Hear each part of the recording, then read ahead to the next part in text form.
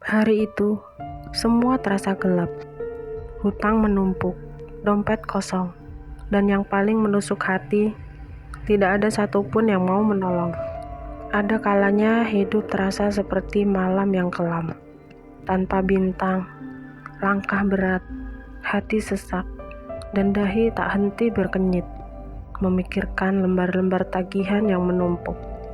Tanpa jawaban, di saat tangan terasa kosong, dan dompet menjerit sunyi. Kadang kita bertanya dalam hati, di manakah janji Allah tentang rezeki yang tak tertukar? Engkau yang hari ini sedang dihimpit hutang, yang siangnya dirundung malu, dan malamnya terpejam dengan air mata. Ketahuilah, engkau bukan sendiri. Jalan ini telah dilalui oleh banyak hamba Allah yang dicintainya, bahkan Nabi kita, Nabi Muhammad SAW pun pernah pernah merasa sempit, namun beliau tidak pernah putus harapan. Putus harapan kesulitanmu hari ini bukan akhir dari kisahmu. Hutangmu bukan aib, tapi titipan, ujian, dan ujian jika dihadapi dengan sabar dan iman akan menjelma jadi jembatan menuju keberkahan yang tak disangka. Tidaklah engkau mendengar seruan Tuhanmu, barang siapa bertakwa kepada Allah, niscaya Dia akan menjadikan baginya jalan keluar dan memberinya rezeki dari arah yang tidak disangka-sangka. Maka jangan biarkan harapanmu patah, jangan biarkan ibadahmu layu, dan jangan biarkan doa-doamu terhenti di ujung lidah. Karena bisa jadi pada saat engkau merasa paling lemah, Allah sedang menulis kisah kebangkitanmu. Ingatlah langit yang mendukung, tak selamanya kelabu hujan yang turun. Bukan untuk menenggelamkan, tapi untuk menyuburkan. Mungkin inilah musim gersangmu. Tapi percayalah musim panen itu pasti datang. Tugasmu hanyalah bertahan, bersabar, dan terus menggenggam tali harapan kepada Rob, Mana yang Maha Kaya. Jangan pula engkau merasa malu untuk menangis di hadapannya, karena seringkali air mata itulah yang membuka pintu langit. Doa-doamu tidak pernah sia-sia. Allah tak pernah lupa.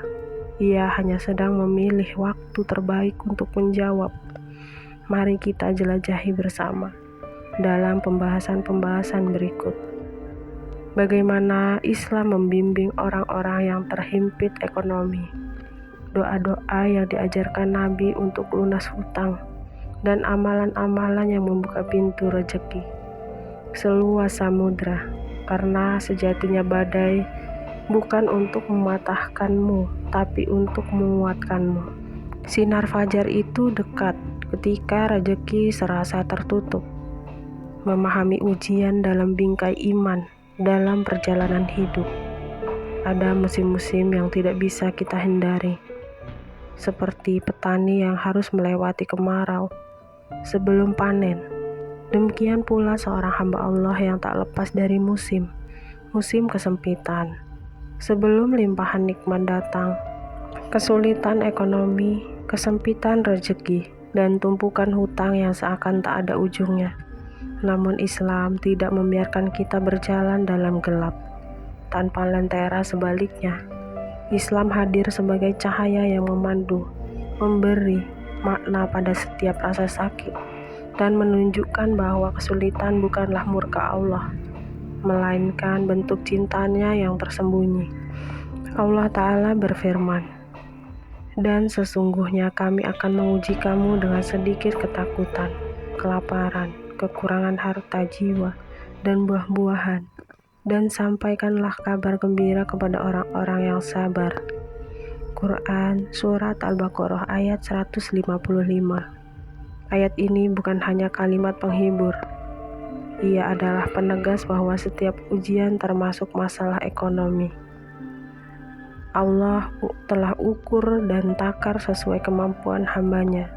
Dan setiap ujian pasti membawa hikmah yang jauh lebih besar dari keluhan dan kelamnya.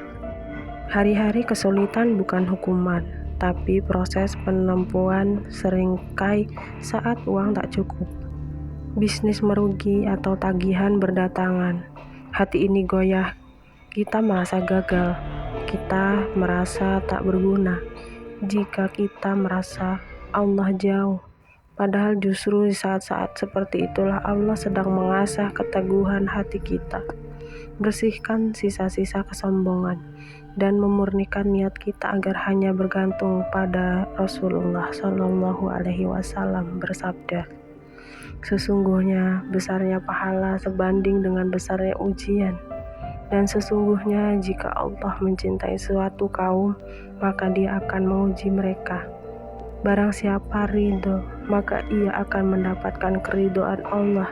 Dan barang siapa murka, maka ia mendapatkan kemurkaan Allah. Hadis riwayat Tirmizi. Apakah engkau sadar dengan diuji secara ekonomi, engkau justru diberi peluang untuk meraih derajat sabar dan tawakal yang lebih tinggi? Ini bukan tentang kehilangan, ini tentang disiapkan rezeki. Tidak hilang, hanya belum bisa atau belum tiba. Salah satu kesalahan kita adalah menganggap rezeki itu hilang. Padahal rezeki yang tertunda bukan berarti sirna. Mungkin engkau sudah bekerja keras, sudah berikhtiar, namun hasilnya belum terlihat. Ketahuilah, rezeki tidak selalu datang saat engkau mau, tapi saat Allah tahu engkau siap menerimanya. Sesungguhnya Tuhanmu melapangkan rezeki bagi siapa yang Dia kehendaki dan menyempitkannya. Sesungguhnya Dia Maha mengetahui, Maha melihat hamba-hambanya. Dalam Quran Surat Al-Isra ayat 30, Allah Maha melihat air mata yang jatuh dalam sepi. Allah Maha mendengar doa-doa yang lirih di tengah malam. Tak ada satu huruf pun yang terucap dari lisanmu kecuali tercatat. Tak ada satu keringat pun yang terjatuh tanpa disaksikannya. Kesulitan dengan sabar dan doa ketika pintu-pintu dunia terasa tertutup, itu tandanya Allah ingin engkau mengetuk pintunya lebih keras. Disitulah tempat kembali yang tak pernah menolak sabar. Bukan berarti pasrah tanpa usaha, tapi sabar adalah ketika engkau tetap bergerak, meski langkahmu terlatih, sembari tetap berdoa.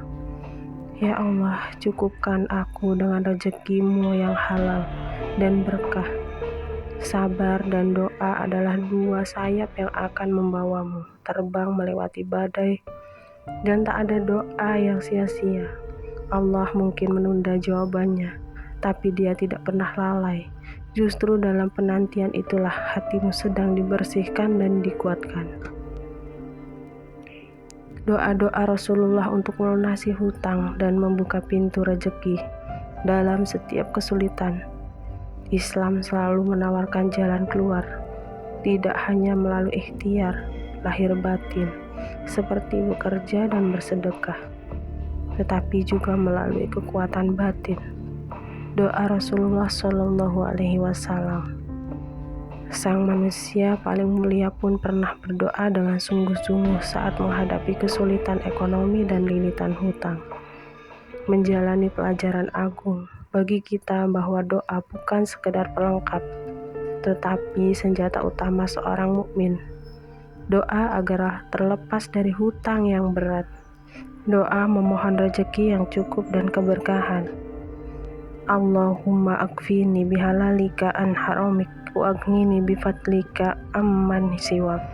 Ya Allah, cukupkanlah aku dengan yang halal darimu, agar terhindar dari yang haram, dan cukupkanlah aku dengan karunia-Mu dari meminta kepada selain-Mu. Hadis riwayat Tirmizi. Doa ini pendek namun mengandung makna yang dalam. Permohonan untuk tidak hanya dilunasi hutang, tapi juga agar hati dan hidup merasa cukup, agar tidak tergantung pada makhluk, dan agar jalan rezeki yang didapat benar-benar datang dari pintu-pintu yang Allah ridhoi. Konsistensi dan keyakinan dalam berdoa yang perlu kita tanamkan saat membaca doa-doa ini adalah keyakinan yang penuh. Jangan jadikan doa sebagai formalitas. Jangan ucapkan dengan hati yang ragu. Rasulullah mengingatkan, berdoalah kepada Allah dalam keadaan yakin akan dikabulkan, dan diketahuilah bahwa Allah tidak akan mengabulkan doa dari hati yang lalai dan tidak sungguh-sungguh.